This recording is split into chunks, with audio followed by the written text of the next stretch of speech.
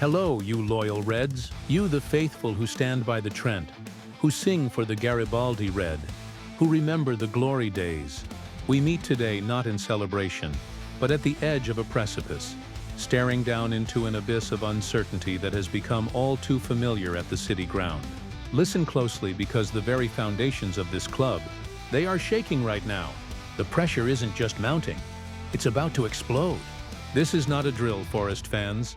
This is not the usual gentle rumor mill turning over. What we've uncovered in the last 24 hours suggests a deep, systemic fault line running right through the heart of Nottingham Forest. We're talking about whispers so loud, so persistent, that they can no longer be ignored by anyone who truly cares about the future of this great institution. We're talking about movement in the shadows, decisive action being prepared behind those closed boardroom doors, action that will change the face of our management, our squad, and perhaps the direction of our entire season. The international break. It's supposed to be a breather, isn't it? A chance to regroup, for the exhausted minds on the pitch and the weary hearts in the stands to catch a moment of peace. But for us, for the hierarchy at Forest, it is being treated as an execution window.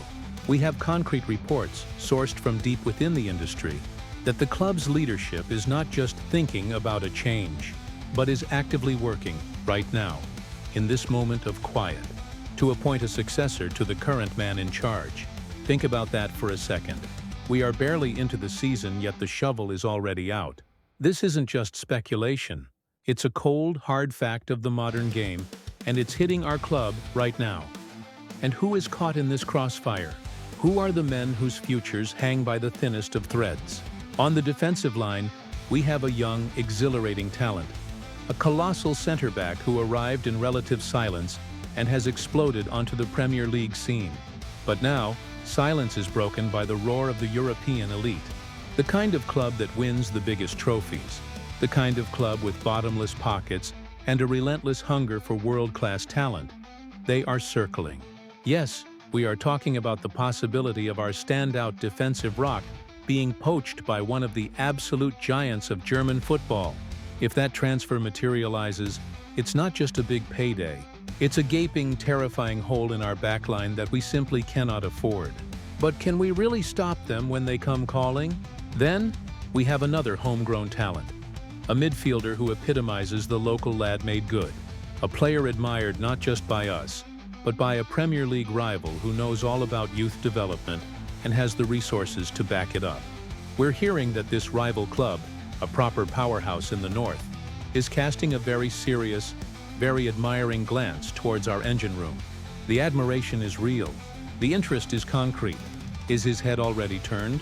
And if they come in with a truly massive bid, does the club, currently facing huge managerial upheaval, have the spine to say no to the money? Will we be selling off our future just to paper over the cracks of today's crisis? All of this swirling uncertainty, this maelstrom of coaching crisis and player departures, naturally leads us to the figure waiting just outside the door. The man who has seen it all, who has mastered the dark arts of Premier League survival, and who has made his own thoughts on the Forest structure abundantly, explicitly clear in the past. We have the comments, the direct statements from this potential new leader. Statements that give a terrifyingly honest insight into what he thinks is broken at the city ground, and perhaps how he intends to fix it. This isn't a random name pulled from a hat. It's a calculated, deliberate pursuit, and the pieces are lining up faster than anyone anticipated. And finally, the ultimate showdown. The man currently in the hot seat is staring down the barrel. The front runner to replace him is clear. The decision is imminent. It is a straight-up, brutal, winner-takes-all fight for the technical area, and the outcome will be decided in the coming days. We have 5 bombshells to drop, one more explosive than the last. But before we get into the grim details, I need to know something, Reds. What is the single greatest fear you have for Nottingham Forest right now? Is it the manager leaving, or is it our best players being sold? Comment your answer below, right now. Tell me your biggest worry for the club in this chaotic period. And don't forget to hit that like button if the tension is already too much. Because the first revelation, the one that confirms the board's shocking lack of faith, is coming next. The truth about the backroom movements is about to be laid bare. The first revelation is one of betrayal and swift action. Get ready because the club is already working behind the scenes. I warned you this was coming. I warned you that the break was being used as a window. But the speed and the sheer clinical nature of this news is still utterly shocking, isn't it? This isn't about patience. This isn't about giving a man time to implement his philosophy. This is about panic, pure and simple, and a board that has seemingly lost faith after only a handful of games, throwing the club into utter chaos yet again. The rumor, but one backed by consistent, deep-lying sources from the biggest news outlets, is grim. Nottingham Forest are actively working to replace Postecoglou. Let that sink in. Actively working. This isn't a passive, let's wait and see approach. It means calls are being made, contracts are being discussed, and the search for the next man is already in full swing. Right now, while the current manager is still technically in the job and trying to formulate a plan for the next crucial Premier League fixture, the source intelligence is clear. The club's hierarchy views this international window as the perfect, shielded opportunity to make a surgical change without the immediate, intense pressure of a matchday looming. They want to avoid the full glare of the cameras, the inevitable boos and dissenting voices that would accompany a sacking announcement made after a bad defeat.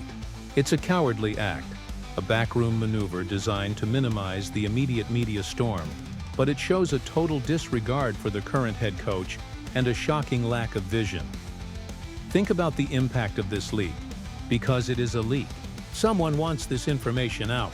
The news that the board is working to replace him immediately neuters any authority Postecoglou has left in the dressing room.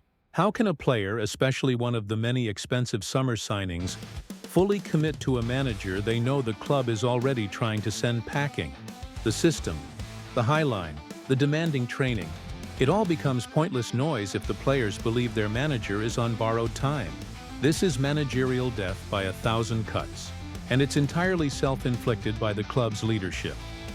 The sheer sickening irony is that this club, after building a reputation for chopping and changing managers at an alarming rate, appears utterly unwilling to learn its lesson.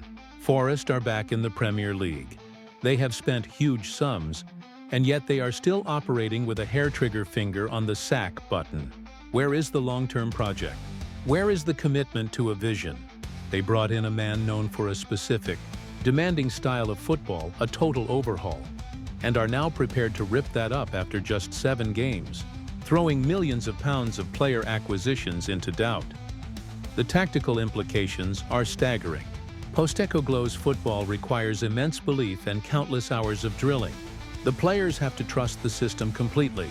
This news evaporates that trust instantly. If a new manager, particularly the frontrunner whose name we'll reveal later, comes in, he will likely bring a completely different, more pragmatic style, one focused less on progressive attacking and more on defensive solidity and grinding out results. That switch is not seamless.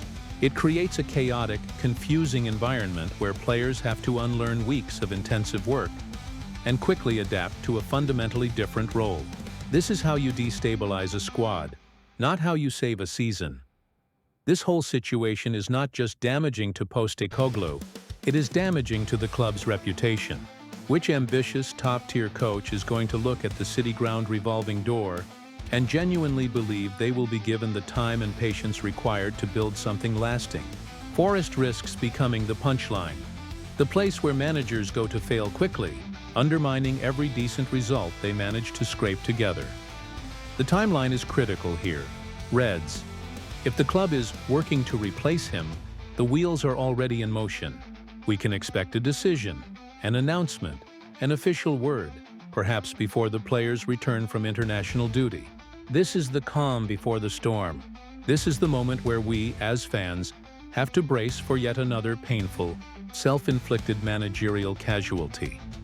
I have to ask you, after seeing so many managers come and go, do you believe the club's board has a clear vision for the long-term future, or are they simply panicking to avoid relegation? Comment your honest thoughts now, because if you think the manager's job is the only one in peril, you're wrong. The instability at the top has put a massive, unmissable price tag on the head of our most valuable asset. The next revelation is about a German giant, a Champions League powerhouse coming to steal our defensive crown jewel. When the sharks smell blood, they attack. It's a brutal, unforgiving law of nature. And right now, the biggest, hungriest sharks in European football are circling our center back, sensing the managerial instability and the desperation for cash. We knew he was good. We knew he was destined for the top, but for the interest to arrive this quickly, and from this specific giant, it's a gut punch. The rumor is concrete, published by one of Germany's most reputable outlets. Murillo is being linked with a sensational move to Bayern Munich. Yes, that Bayern Munich, the perennial German champions, the 5-time Champions League winners, the club that stockpiles the best talent in Europe. They don't just buy good players, they buy players who are world-class in the making, and they clearly see Murillo as exactly that. The context here is terrifying. Bayern Munich don't enter the market lightly. They target players who can step straight into their starting 11 or immediately challenge for a spot. The fact that the German press is linking him, reporting him as a new favorite target, speaks volumes about the level of his performances. He is not just surviving in the Premier League, he is dominating in moments, displaying an almost arrogant confidence on the ball, a blistering turn of pace, and a warrior's commitment in the tackle. His impact analysis tells the whole story. Murillo is not a traditional big, clunky center back. He's the modern archetype, quick, aggressive, and an exceptional ball carrier. His ability to stride out of defense, break the first line of press, and launch attacks is almost unique in our squad. He is the motor that drives Postecoglou's risky high-line system forward from the back. If you remove that engine, if you remove the man with the confidence to dribble in his own 6-yard box, the entire system collapses into an anxious mess. Imagine him in a Bayern shirt, playing alongside established international giants. It's a beautiful thought for him, a horrible nightmare scenario for us. We bought him relatively cheap, and if a move of this magnitude happens, the club would be looking for a staggering, enormous fee, the kind of fee that temporarily plugs financial holes. But money cannot buy the unique blend of attributes Murillo possesses, especially not in the middle of a season, and certainly not with an unstable management structure. This isn't a simple transfer decision. It's a moral one for the board. Do they prioritize the long-term structural integrity and the on-field success of the team, built around unique talents like Murillo, or do they cash in, take the enormous profit, and use the money to simply keep the lights on, and perhaps fund another chaotic, multi-signing transfer window? Cashing in now, while the managerial situation is in flux, is the ultimate white flag of surrender.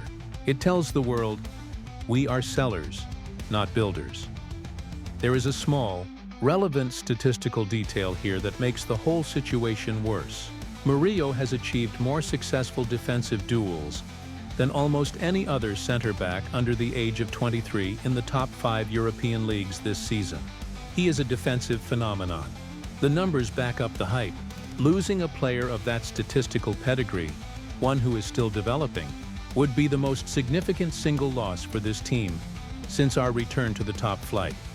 Let's be honest, Reds, if Bayern Munich offer an absolute astronomical, ridiculous fee, say double what we think he's worth, should the board hold firm for the sake of the team? Or is it simply too much money to turn down given the club's financial situation? Tell me your answer in the comments right now.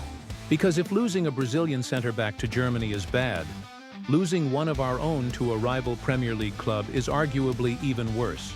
The next revelation is about a Geordie powerhouse that is trying to steal one of our young, highly rated midfielders.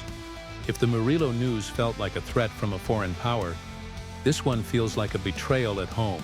It's a reminder that even when you manage to secure a promising talent, you are never truly safe from the eyes and the checkbooks of your domestic rivals. The Premier League is a relentless, brutal ecosystem, and right now, a certain club with bottomless pockets is looking right at our midfield. The news is clear. Newcastle United admire Forest's Elliot Anderson. This is not a formal bid yet, but the level of admiration being reported by trusted sources indicates a serious, sustained interest. Newcastle, a club now fueled by incredible wealth and building a proper top 4 challenging project, don't just admire players. They identify key pieces they need and aggressively pursue them. The fact that he's on their radar means they see him as a long-term upgrade to their existing engine room. The connection here adds layers of drama and resentment. Elliot Anderson is a former Newcastle Academy player. He was raised in their system, only to be allowed to leave and truly flourish at the City ground. For Newcastle to now look back and see the player they let go, a player who has developed into a genuine Premier League quality midfielder, and attempt to lure him back, is frankly insulting to our club and our development staff. It's them admitting their own mistake and trying to correct it with a massive bid, using their newfound financial clout to simply bypass the hard work we put in. Anderson's significance to Forest is huge, and it goes beyond simple statistics. He is a vital piece of the midfield transition. He provides that relentless energy, the link between defense and attack, and crucially, a homegrown spark that the fans desperately connect with. He is the kind of player that future teams should be built around, embodying the grit and determination required to succeed in the mid-table battle. His work rate is phenomenal. His ability to carry the ball forward under pressure is key, and he offers a vital tactical flexibility that the coaches rely on. Losing Anderson would be a massive blow to the squad's depth and identity. Tactically, it would leave a hole in our ability to transition quickly. His replacement would likely be a more stationary, less dynamic player, or worse, another panic signing. The sale would raise immediate questions about the club's true ambition. Are we here to merely develop and flip players for the richer clubs? Or are we here to compete? If we sell our best Brazilian defender and our highly rated British midfielder in quick succession, the message is chillingly clear. We are back to being a selling club. The context of Newcastle's interest is purely strategic. They are building a squad to compete both domestically and in Europe. They view Anderson as a key piece of homegrown, Premier League-proven talent, which significantly helps them meet crucial squad registration rules. For them, it's a brilliant piece of business. For us, it's a disaster. It confirms that even our success stories become targets of our wealthier, more stable rivals, and that the managerial turmoil at the City ground only serves to make the targets easier to hit. This vulnerability is staggering.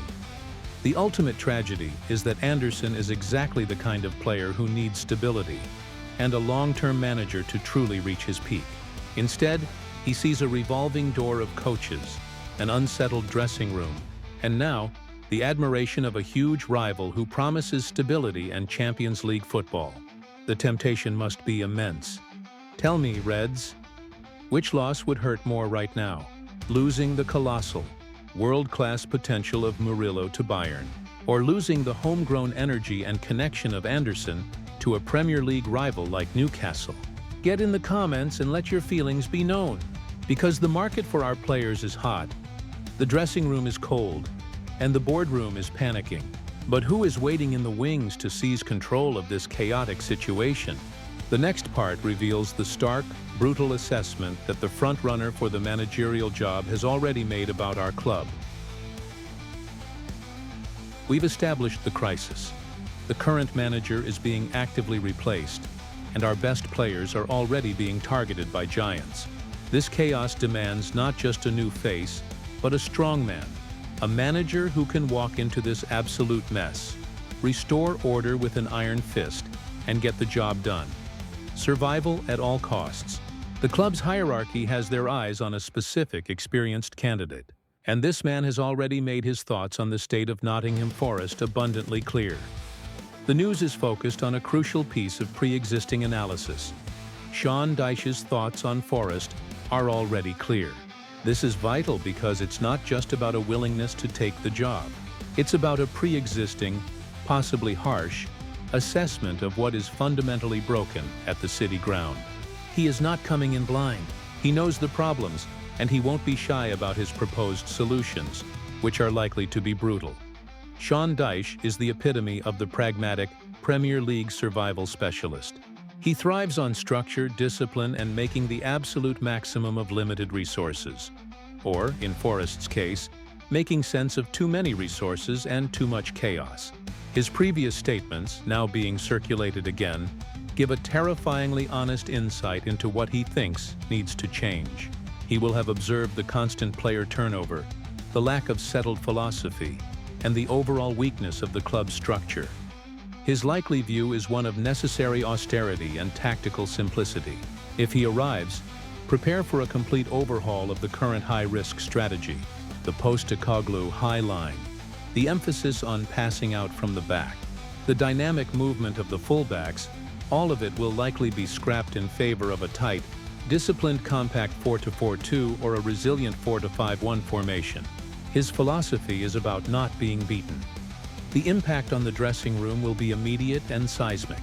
Dyche is known for his strict rules, his famous Gaffer's Day Off policy being a notable example of his desire for discipline. He demands respect, structure, and a certain kind of professional toughness. For a squad built on the back of quick, high-profile signings who may not be accustomed to the grinding reality of a relegation fight, this change of pace will be difficult. Some players will thrive on the new clarity. Others, the more high-maintenance or less physically inclined, will quickly find themselves sidelined. The analysis being shared in the press, suggesting his existing clarity on Forest's issues, hints that he will demand complete control over first-team operations and recruitment. Dyche doesn't tolerate interference. He demands the freedom to sculpt the squad in his image. Given the club's complex, multi-person recruitment setup, this could immediately lead to internal friction. He will likely see the squad as bloated, poorly balanced, and lacking the necessary fight. This is the anti-Postecoglou, where Ange promises beautiful, attacking football and a long-term vision. Dyche promises survival, structure, and a gritty, hard-to-watch, but ultimately effective brand of Premier League football. He is the firefighter, brought in not to build an empire, but to save the village from burning down right now. His clear, almost brutal thoughts on the club's past mistakes are exactly what Marinakis might believe he needs to hear. So, the ultimate question, Reds, is one of identity. Do you believe a tough, pragmatic survivor like Sean Dyche is the manager this club needs right now to stay up? Or would bringing him in destroy the long-term, ambitious footballing identity you want? Answer in the comments below, because the waiting is almost over. The final piece of the puzzle is the direct competition. The moment the decision is made, our final revelation lays bare the ultimate choice: Postecoglou's sacking and the naming of the undisputed front-runner. Here we stand. All the pieces are in place. The backroom is active. The players are being poached. The potential replacement's critical assessment is known. And now, the climax of the current crisis is being reported as fact. This isn't rumor. It's the convergence of every source, every whisper, every piece of internal intelligence. It is the final, sad truth about the current regime. Postecoglou is facing the sack, and Sean Dyche has emerged as the unequivocal frontrunner. The decision is hanging, like the sword of Damocles, ready to fall. Sources close to the ownership have made it clear that the pressure is too immense, the results are too poor, and the belief in the current system has eroded completely. Postecoglou's brave, high-risk football has been deemed unsustainable for a club fighting at the wrong end of the table, and the board is ready to revert to type. Hire a Premier League veteran who guarantees a fight. The confirmation of Sean Dyche as the frontrunner is crucial. It means the decision is simplified. Dyche versus the rest. His name is the one being briefed, the one being prepared for presentation. This isn't a long list of candidates. It is a clear, targeted pursuit, confirming the club's desire for an immediate short-term fix to stave off the threat of the championship. He is the safety net, the insurance policy, the man whose primary function is to make Forest hard to beat, regardless of the aesthetic quality of the football. Let's quickly reflect on what this means for the players we discussed earlier. If Dyche comes in, the Murillo sale becomes more likely, not less.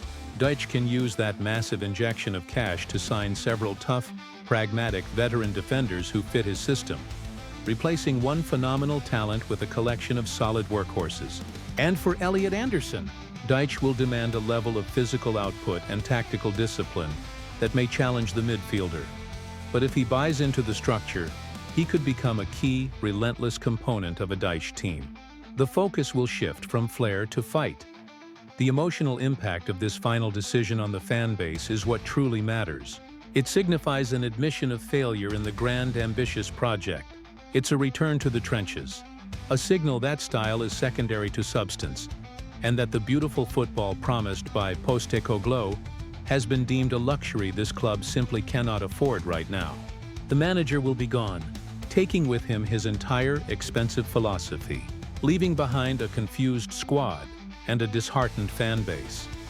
We have watched chaos unfold in 24 hours, a manager being replaced, 2 star players being targeted by giants, and the return to a painful, predictable survival mode. What does this cycle of panic, this constant chopping and changing, say about who Nottingham Forest truly is right now? It's time for you to decide. You have absorbed the news. You know the crisis. Like this video if you believe the managerial change is necessary for survival. Comment below with your final message to Postecoglou. And please subscribe to our channel now. Hit that notification bell, because this story is only just beginning. Final cliffhanger. The greatest question remains unanswered. Even if Dyche manages to keep us up, can a club that repeatedly sells its best players truly call itself ambitious? And I promise you this, the fallout from this decision will be instantaneous. Our next report will reveal the first casualty in the dressing room. The star player who has already told the board he cannot play under the new system. You don't want to miss it. Get ready!